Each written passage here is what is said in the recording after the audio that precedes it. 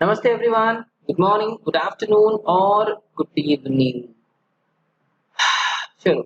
So, with all the positivity, we are going for the next concepts to understand when it comes to place of supply in case of services. In case of supply of services. I hope आपको पिछला concept जो भी हमने अभी तक सीखा है, चाहे वो गुड्स का हो चाहे वो सर्विसेज का है, वो आपको अच्छे से समझा है ना। मैं इसका डेफिनेटली एक छोटा सा एमसीक्यू टाइप टेस्ट रखूंगा जहां पे I will come to understand कि तुमको एग्जैक्टली लेक्चर्स कितना समझा है प्लेस ऑफ सप्लाई का, क्योंकि इसके ऊपर क्वेश्चन आंसर से ज्यादा एमसीक्यू टाइप क्वेश्चन ज्यादा सूट करेगा और वो आपके कॉन्सेप्ट के अंडरस्टैंडिंग को मुझे on a personal level reflect करके दिखाएगा। ओके, नाउ हमने पिछले वीडियो लेक्चर्स में ऑलरेडी क्या क्या कवर किया है। कैन आई से services directly related to immovable property number 1, then this one number 2, number 3 and number 4 हो चुका है अपना। Today we will be discussing about the fifth concept, which is my goods transportation services, section number 12, subsection 18। goods transportation services, section number 12, subsection 18। now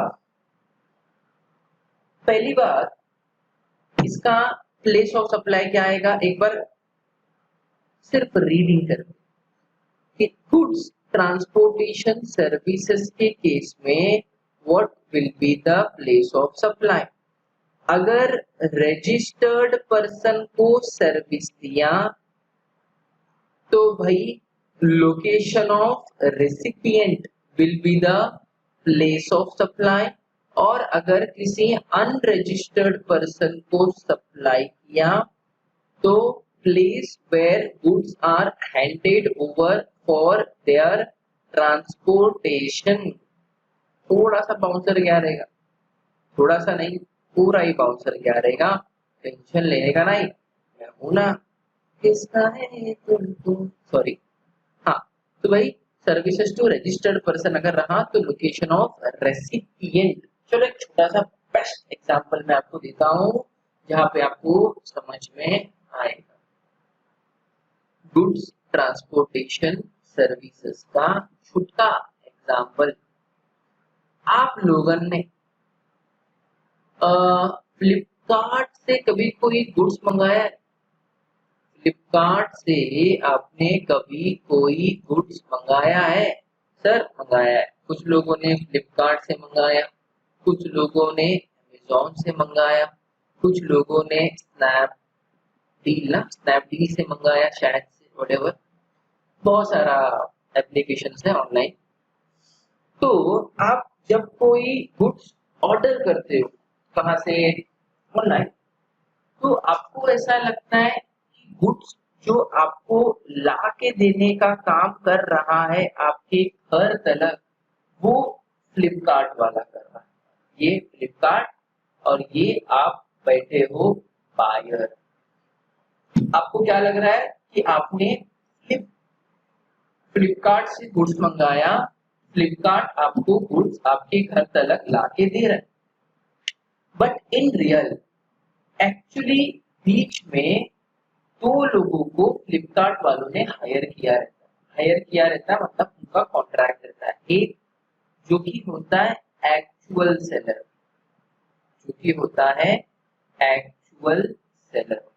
मतलब Flipkart is just a portal for the goods register, for the goods selling.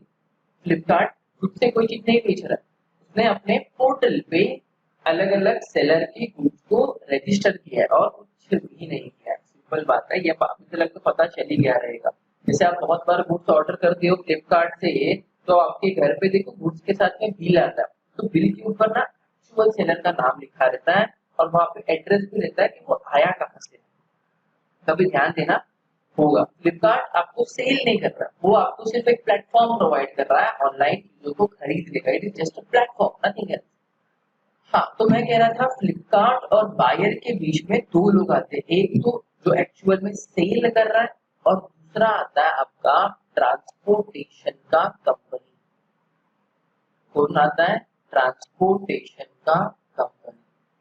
और हम जो सीखेंगे ना अभी अभी वाला जो कॉन्सेप्ट है that related to this goods transportation services. ये ट्रांसपोर्टेशन कंपनी क्या कर रहा है? सर्विसेज प्रोवाइड कर रहा है। किसको प्रोवाइड कर रहा है? फ्लिपकार्ट को। क्या चीज का सर्विस? गुड्स को कंज्यूमर तक पहुंचाने का सर्विस, है ना। तो यहाँ पे व्हाट आई कैन से कि भाई फ्लिपकार्ट वाले ने ट्रांसपोर्टेशन कंपनी के सर्विसेज को लिया, तो कैन आई से सप्लायर ऑफ सर्विस कौन? Sir Flipkart. और वेरी सॉरी गलत लिख दिया मैंने। हाँ, सप्लायर ऑफ सर्विस कौन? ये ट्रांसपोर्टेशन कंपनी आपका सप्लायर है सर्विसेज का, और फ्लिपकार्ट बायर है। बायर है ना ये फ्लिपकार्ट वाले ने कॉन्ट्रैक्ट करके लिया ट्रांसपोर्टेशन कंपनी के साथ कि जो भी गुड्स है हमारा वो आप ट्रांसपोर्ट करोगे कंज्यूमर तक। तो आपको बताओ ई-कॉम नाम का कोई कंपनी है जिससे फ्लिपकार्ट का कॉन्ट्रैक्ट हुआ है for transportation of company, just for the purpose of knowledge बता रहा हूँ। तो ई-कॉम कंपनी ने फ्लिपकार्ट को गुड्स ट्रांसपोर्टेशन करने का सर्विस दिया। अब सवाल, फ्लिपकार्ट जीएसटी में रजिस्टर्ड पर्सन है क्या? अरे ऑब्वियसली रहेगा ही 100%। फ्लिपकार्ट जीएसटी में रजिस्टर्ड रहेगा ही ना। क्यों? याद है कंपलसरी रजिस्ट्रेशन में मैंने एक बात कहा था, ई कॉमर्स ऑपरेटर्स को जीएसटी में रजिस्ट्रेशन करवाना अनिवार्य होता है। तो Flipkart is a registered person. यहाँ पे ध्यान देना, यहाँ पे इंपॉर्टेंट क्लू है, ट्रांसपोर्टेशन कंपनी ने एक रजिस्टर्ड पर्सन को सर्विसेज सप्लाई किया। तो what will be the place of supply in this case? Place of supply will be the location of recipient। देखो जो वर्डिंग यूज हुआ था ना ये डायग्राम में, मैंने वही वर्ड को यूज किया, goods transportation service, services to registered person, location of recipient. मतलब यहाँ पे जो लोकेशन रहेगा ना प्लेस ऑफ सप्लाई का, वो लोकेशन क्या? लोकेशन आपका फ्लिपकार्ट का एड्रेस कि बायर का एड्रेस? क्या आएगा बोलो? लोकेशन क्या आएगा? फ्लिपकार्ट की buyer location will be buyer का एड्रेस, क्योंकि यहाँ पे गुड्स रिसीव कौन कर रहा है? गुड्स यहाँ पे रिसीव कर रहा है आपका बायर। तो ऐसे वाले केस में आपका प्लेस ऑफ सप्लाई क्या? Place of supply will B goods जिसको डिलीवर किया ना वो location will be the place of supply. नहीं समझा? चलो मैं सिटी लिख के बताता हूँ। फ्लिपकार्ट कहाँ पे रजिस्टर्ड है? फ्लिपकार्ट रजिस्टर्ड है बेंगलोर में। बेंगलोर में भी है फ्लिपकार्ट का रजिस्ट्रेशन और मुंबई में भी है, क्योंकि भाई दोनों जगह पे बिजनेस है, ऑल ओवर इंडिया है। और हमने देखा एक बात था कि रजिस्ट्रेशन स्टेट वाइज लगता है।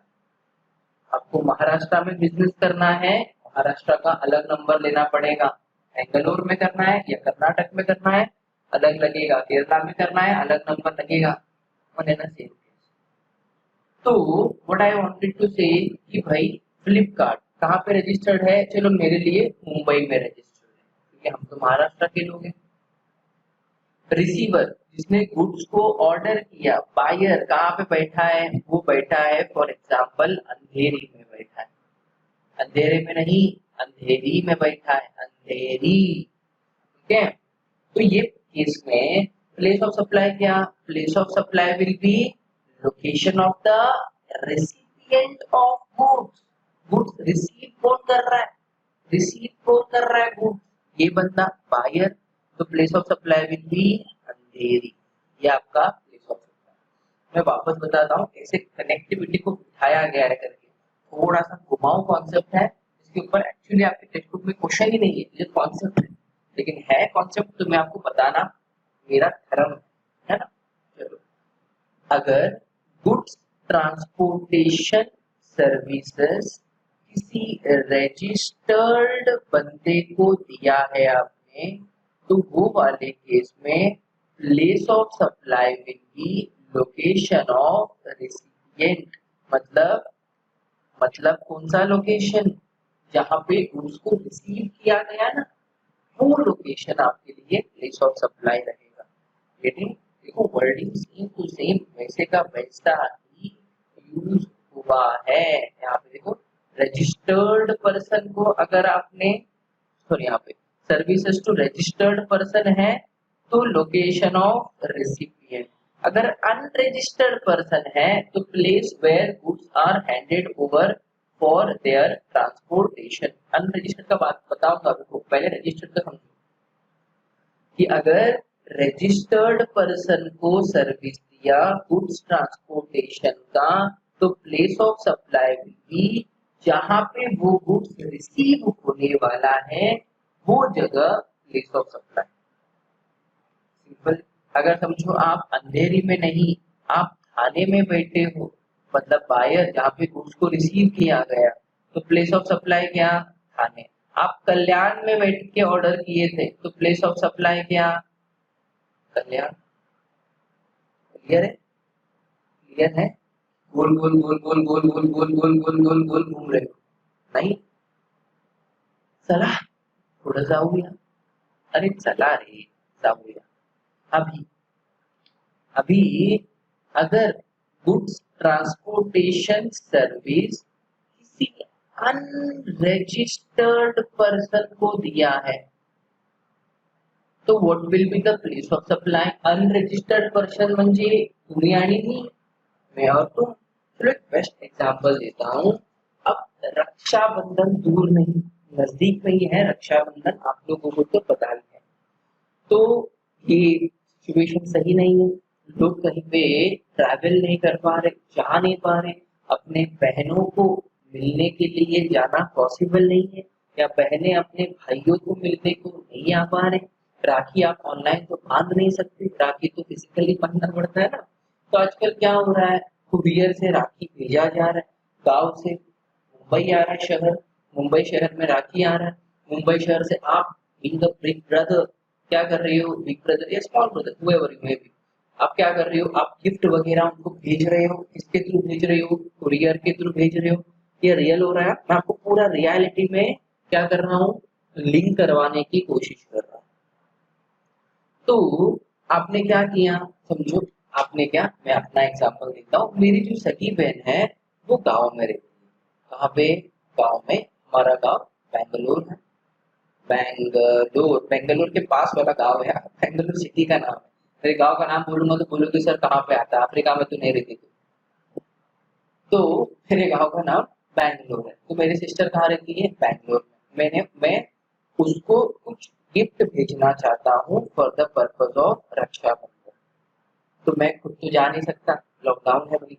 तो मैंने क्या किया, मैंने एक कुरियर एजेंसी को पार्सल दिया। Best courier agency blue dart, I can say blue dart best, can't say, लेकिन बहुत महंगा है साला। मैंने क्या किया, मैंने ब्लू डार्ट में जाके अपना पार्सल दे दिया। क्या किया, पार्सल दिया और उनको कहा कि प्लीज ये बेंगलोर पहुंचा देना, जो भी आपका चार्जेस है मैं दे दूंगा।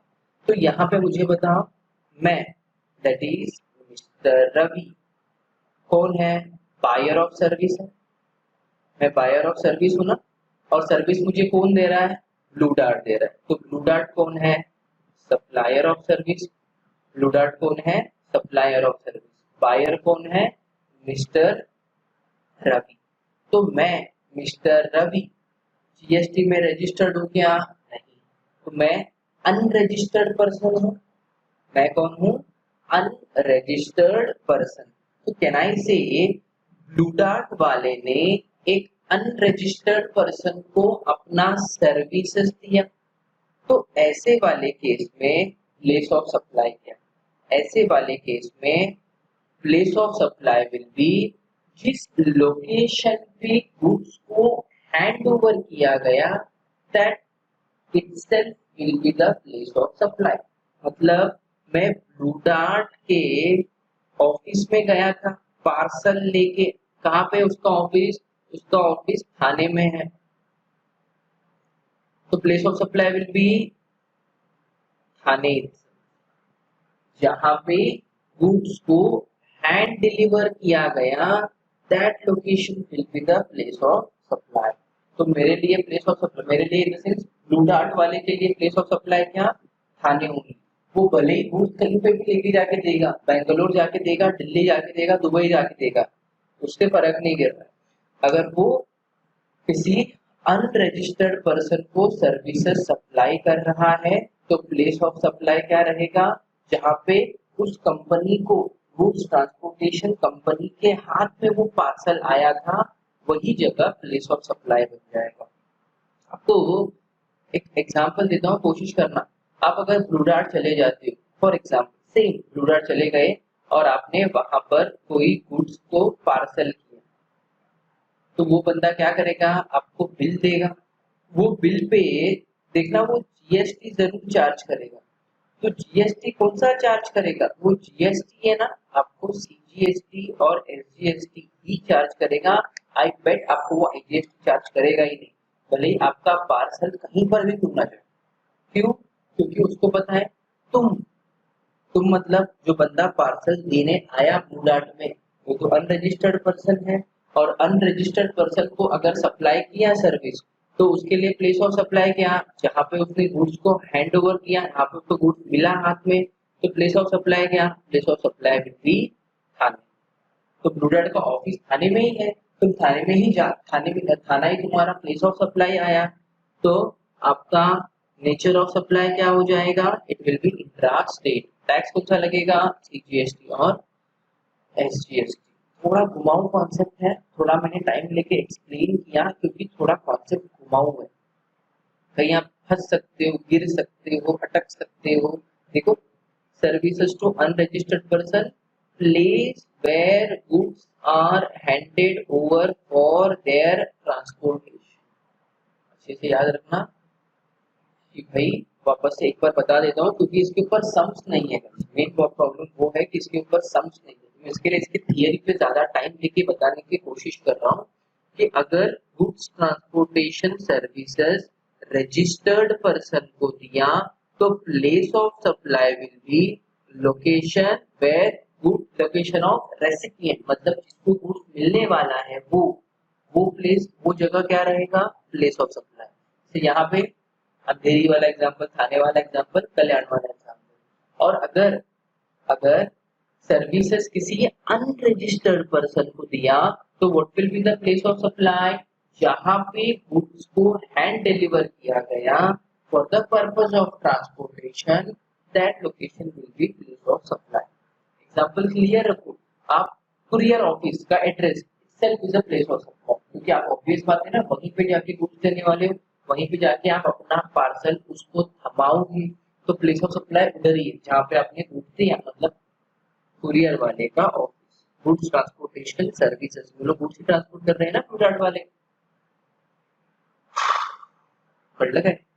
वेरी कॉम्प्लिकेटेड नहीं रे, इजी, डरने का नहीं, बता दिया मैंने आपको कॉन्सेप्ट। पूछूंगा इसके ऊपर, अच्छे से याद रखो। देखो, देने के लिए सिर्फ उन्होंने 2 ही लाइन में एक्सप्लेन किया है उसको कि गुड्स ट्रांसपोर्टेशन सर्विस। आ जाओ भाई साहब, कहाँ भाग रहे हो? यहाँ आओ, रुक जाओ। गुड ट्रांसपोर्टेशन सर्विस के केस में अगर सर्विसेज रजिस्टर्ड पर्सन को दिया गया, तो लोकेशन ऑफ रेसिपिएंट। अगर सर्विसेज अनरजिस्टर्ड पर्सन को दिया गया तो place where goods are handed over for their transportation. लिख के देना है आपको। चलो यहीं पे बाजू में हम लिख देते हैं, हमारे साथ आप भी कॉपी जरूर करना, ठीक है। चलो इधर लिख के देता हूँ मैं आपको। Goods transportation services is services supplied to registered person, place of supply shall be the location of recipient। Location of recipient देखो यहाँ पे भी है।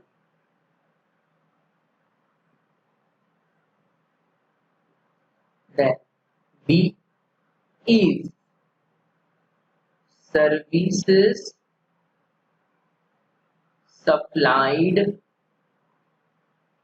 to non-registered person, place of supply shall be क्या है देखो, place of supply place where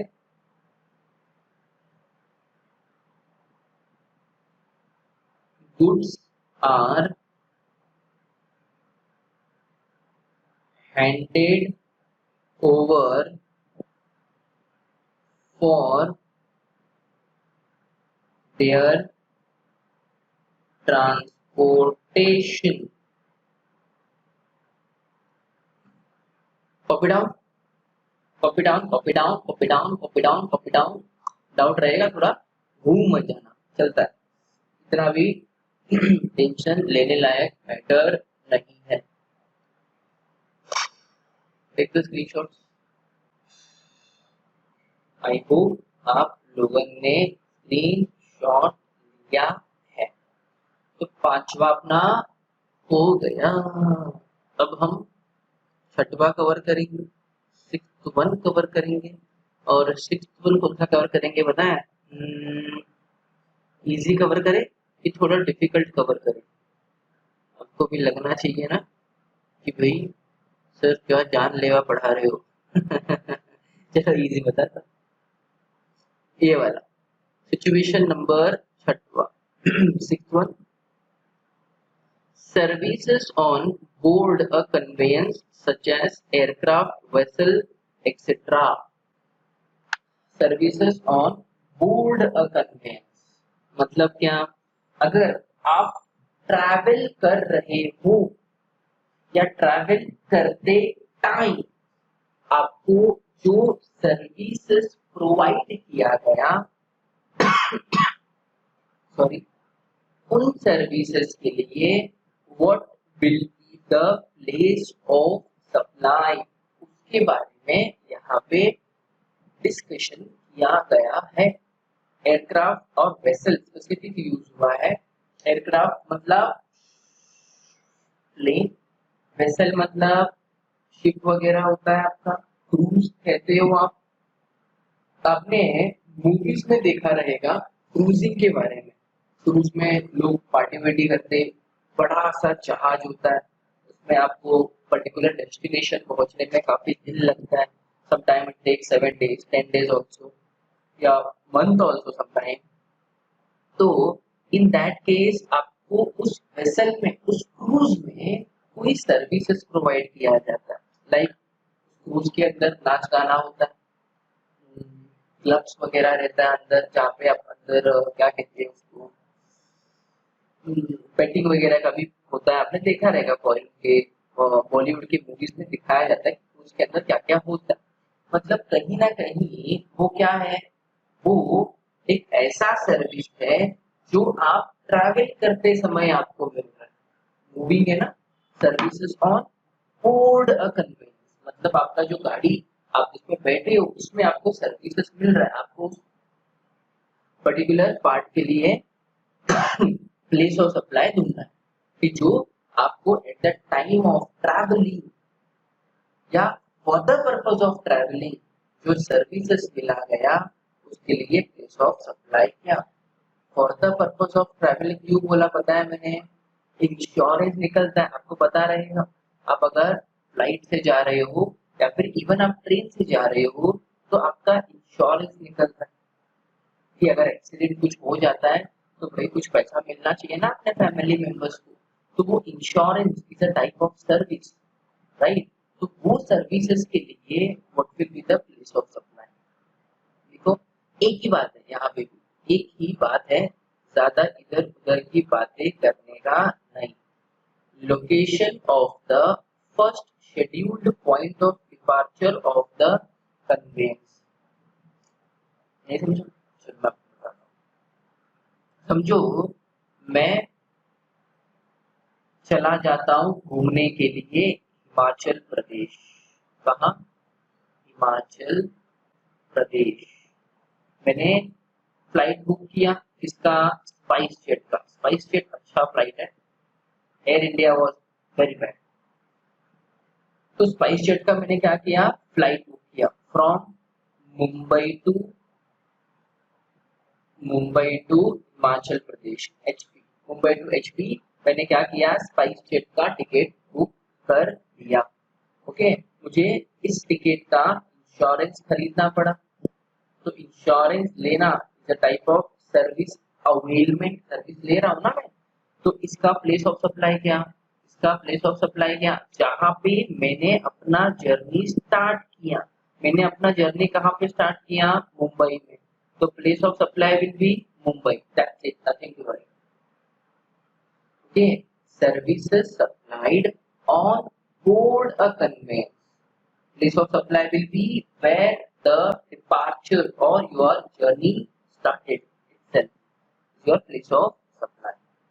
With एक ही बात है ना, location of the first scheduled point of the departure of the conveyance.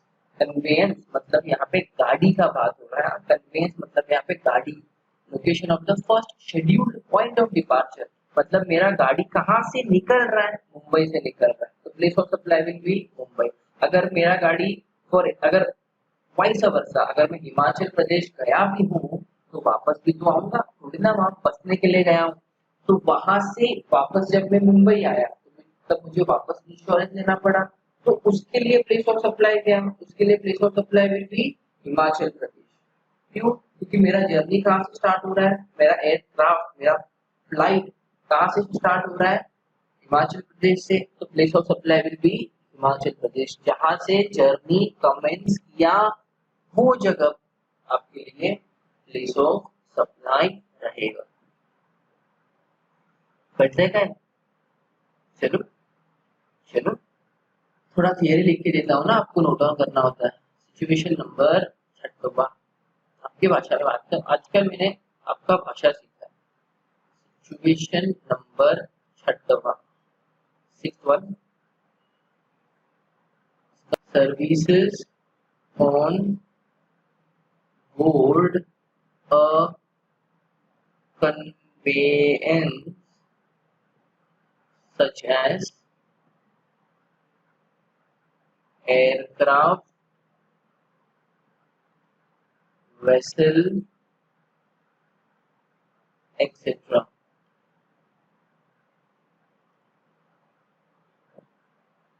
POS, that is place of supply, shall be the point of departure or point of journey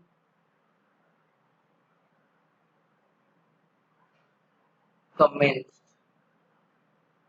point of journey commence, जहाँ पे आपका travelling start हो रहा है वो। ये word क्यों पता है स्पेसिफिकली ऐसा यूज हुआ है? क्योंकि बहुत सारा फ्लाइट है ना, कनेक्टिंग फ्लाइट भी होता है। मतलब अगर आपको समझो फॉर एग्जांपल यूएसए जाना है, तो आपको सीधा यूएसए के लिए भी टिकट मिलेगा या फ्लाइट मिलेगा, या फिर आपको कनेक्टिंग फ्लाइट भी मिलता है। लाइक आपको पहले ऑस्ट्रेलिया जाना पड़ेगा, मतलब आपका फ्लाइट का कैसा रहेगा, मुंबई से ऑस्ट्रेलिया, ऑस्ट्रेलिया से यूएसए। मुझे नहीं पता मैपिंग में कहाँ आता है, ये सिर्फ एग्जाम्पल बोल रहा हूँ। तो वो वाले केस में प्लेस ऑफ सप्लाई क्या, जहाँ पे आपका जर्नी स्टार्ट हुआ, place of supply will be Mumbai. समझ रहे हैं आपको? चलो आगे बढ़े। क्वेश्चन देखते हैं, इसके रिलेटेड थोड़ा छोटा छोटा क्वेश्चन है गाइस, मैं आपको मार्किंग करा के दे देता हूँ, आप वहां पे होमवर्क कर सकते हो। Services supplied on board conveyance. पहला, a caterer is providing services on board in train during Mumbai, Goa, Mangalore, which is not included in the fare charges. Find out the place of supply. देखो एक caterer है ना, caterer मतलब वो train के अंदर ही चीजों को बना के दे रहा है। कैटरर है, गुड्स को ट्रेन के अंदर अगर लोड किया होता तो वो गुड्स वाले कैटेगरी में चला जाता। जैसे पानी का बॉटल गुड्स है, बट कैटरर मतलब आपको अंदर ही कोई चीज बना के दे रहा है, अंदर ही। फॉर एग्जांपल ट्रेन के अंदर ही किचन रहता है अलग सा, वहां पे आपको कुछ बना के मिल रहा है, तो कैटरिंग सर्विसेज है। तो कैटरिंग सर्विसेज मिस्टर ए ने कहाँ से कौन से ट्रेन में दिया, Mumbai, Goa, Mangalore, which is not included in the fair charge. तो जो भी पैसेंजर इसमें आ रहे उनके लिए प्लेस ऑफ सप्लाई क्या, मतलब वो तो बायर है ना, और सप्लायर कौन है, mister A. Place of supply क्या, जहाँ पे जर्नी स्टार्ट हुआ। जर्नी कहाँ से स्टार्ट हो रहा है, देखो मुंबई से स्टार्ट हो रहा है, मुंबई से वो गोवा जा रहा है, फिर गोवा से वो मैंगलोर चला जाएगा। तो प्लेस ऑफ सप्लाई क्या, जहाँ पे ट्रेन चालू हुआ, प्लेस ऑफ सप्लाई थी मुंबई। ठीक, इतना याद रखो, बहुत सोचना होगा। Mr Y, question number 27, residing in Hoshiarpur. बाप रे, कहाँ है ये गाँव, शायद यूपी में होगा। ट्रेवल्स बाय इंडिगो फ्लाइट, कहाँ से ट्रेवल किया, मुंबई से Delhi. Get travel insurance, listing है, travel insurance done in New Delhi. Find out the place of supply. बंदा होशियारपुर का है, अच्छी बात है भाई, तो हम क्या करें, तो उसका जर्नी कहाँ से स्टार्ट हुआ, मुंबई से, कहाँ के लिए, दिल्ली के लिए। तो प्लेस ऑफ सप्लाई क्या, जहाँ पे जर्नी स्टार्ट हुआ, प्लेस ऑफ सप्लाई भी मुंबई। यहाँ पे लिख लो प्लेस ऑफ सप्लाई। ओके, ठीक है ना, और सिंपल ना, आंसर ऐसे ही लिखना। क्वेश्चन नंबर 26 का आंसर कैसे लिखोगे, जर्नी, चलो मैं आपको लिख के देता हूँ, नहीं तो कहोगे सर आप दिखाते दिखाते कुछ हो नहीं, दुनिया भर का होमवर्क दे रहे हो। भरोसा नहीं लोगों का, कहने के लिए कुछ भी कहेंगे। तो वहां पे लिखो क्वेश्चन नंबर 26 का answer, place of supply shall not shall, place of supply will be Mumbai। इतना ही लिखो, place of supply will be Mumbai, बाकी सब चीज लिखने जाने की जरूरत नहीं है। हम एग्जाम ओरिएंटेड सम करेंगे ना, तब आपको समझेगा कि मैं क्यों ऐसे आंसर लिखा रहा हूँ। क्लियर, क्योंकि इसके नीचे के सारे सम्स आपके एग्जाम ओरिएंटेड ही है, आएगा तो बताऊंगा कि कौन सा सम है। और यहाँ पे place of supply will be Mumbai, simple, इतना ही लिखो, that much will be enough. Okay, तो हमने अभी दो चीजों को सीखा सर्विसेज का, अब हम आगे का क्या है देख लेते हैं। आगे का number third concept of the day which is related to telecommunication. Okay, concept number I believe कल हमने 4 किया था ना, कॉन्सेप्ट नंबर 7 है। इतना ज्यादा इंपॉर्टेंट नहीं है, उसके ऊपर आज तक उतना क्वेश्चन आया नहीं है, तो मैं आपको सिर्फ ओरली बता के देता हूँ कि ये भाई है क्या। ओके, देखो टेलीकम्युनिकेशन सर्विस का मतलब, यहाँ पे वो लोग एक्सप्लेन कर रहे हैं about your prepaid card, postpaid card and your MTNL और BSNL वाला सर्विसेज, MTNL और BSNL वाला सर्विसेज। टेलीकम्युनिकेशन, देखो हम टेलीफोन कंपनी से हम क्या कर रहे हैं, टेलीफोन कंपनी से ऑर्डर, टेलीफोन कंपनी से सर्विसेज ले रहे। क्या चीज का सर्विस ले रहे हैं, उनके नेटवर्क को इस्तेमाल करने का सर्विस लेते हैं ना, जिसके बदले में हम हर महीने का रिचार्ज करते। किसी का महीने का होता है तो किसी का 3 महीने का होता है, किसी का साल का भी होता है। तो what we do, either we use a prepaid service और we use a postpaid service. Prepaid service का मतलब क्या, हम पहले रिचार्ज करते, हम पहले रिचार्ज करते फिर उसके सर्विसेज को यूज करते। पोस्टपेड का मतलब पहले हम सर्विस लेते हैं और उसका बिल अपने को अपने घर के एड्रेस पे आता है, पता है ना आपको बिल कहाँ पे आता है, आपके एड्रेस पे। एमटीएनएल बीएसएनएल बाद में बात करते हैं, पहले ये दोनों क्लियर हो चुके है ना। तो अगर आपने उनके प्रीपेड कार्ड का सर्विसेज लिया तो what will be the place of supply, what will be the place of supply. Recharge coupon खरीदते हैं हम लोग, कहाँ से खरीदते, शॉप से खरीदते, शॉप से खरीदते हैं ना, शॉप से या फिर दुकान से खरीदते हैं। तो what will be the place of supply, जहां पे आपने वो पर्टिकुलर रिचार्ज कूपन खरीदा, that location will be the place of supply, that location will be the place of supply. For example, समझो मैं अपने गांव चला गया बेंगलोर, वहां पे मैंने रिचार्ज कूपन खरीदा कहीं तो एक पर्टिकुलर दुकान से, तो प्लेस ऑफ सप्लाई क्या, वो दुकान ही प्लेस ऑफ सप्लाई का है, तो दुकान का जो एड्रेस है वो प्लेस ऑफ सप्लाई है। सिंपल है ना। आपको दुकान वाला कूपन, रिचार्ज कूपन देने के पहले ये थोड़ी पूछेगा कि भाई तुम कौन से गांव से आए हो, तुम्हारा आधार कार्ड दिखाओ, मुझे प्लेस ऑफ सप्लाई डिटरमाइन करना है, वो सब नहीं, वो आपको सीधा दे देगा। तो in short place of supply क्या, दुकानदार का एड्रेस। और अगर पोस्ट पेड है, पोस्ट पेड मतलब आपने सर्विसेज को यूज किया, फिर आपको हर महीने का बिल आता है, फिर आपको वो बिल पे करना पड़ता है।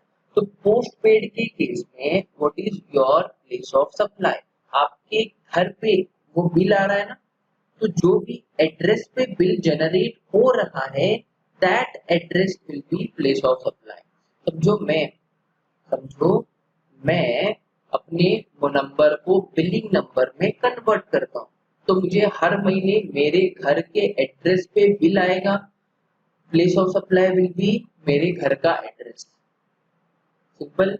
और ये एमटीएनएल बीएसएनएल का स्कीम क्या है, इनका क्या होता है, इनका वायर इंस्टॉल होता है ना, इनका वायरिंग होता है आपके घर पे, आपके घर पे एमटीएनएल का फोन है या फिर देखा तो होगा, जैसे आपके स्कूल कॉलेजेस में एमटीएनएल का फोन रखा जाता है, यूज किया जाता है, लैंडलाइन नंबर कहते हैं ना हम उनको।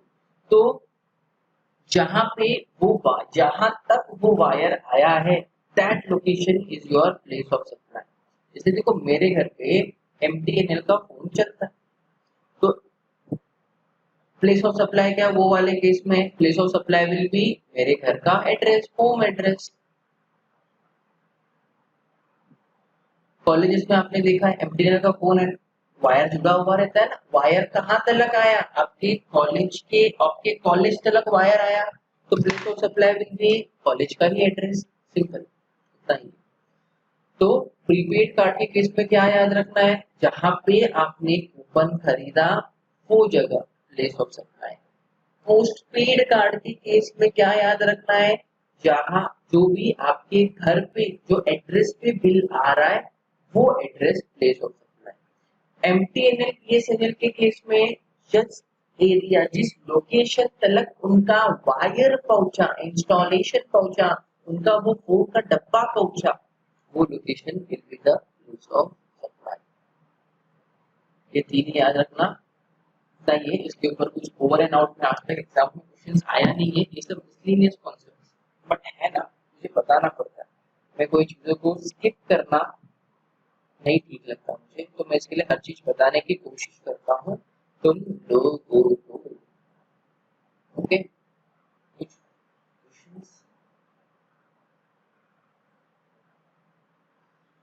क्वेश्चन इसका इधर ही मार्किंग करके दे रहा हूँ। देखो टेलीकॉम सर्विसेज का क्या क्या है। Mr X Kolkata gets a landline phone installed at his home from Cybel Limited. Find out the place of supply. Mister x के घर पे फोन इंस्टॉल हुआ ना, उसका घर कहाँ पे? कोलकाता में। तो प्लेस ऑफ सप्लाई क्या? Place of supply will B Kolkata. मैंने कहा ना, जहाँ पे फोन को इंस्टॉल किया गया, जहाँ तक वायर आया हो, that location is place of supply. और इन शॉर्ट मैं आपको बोलूं, ऑब्वियस बात है, जहाँ पे आपका फोन लोकेटेड है वहीं पे बिल आएगा।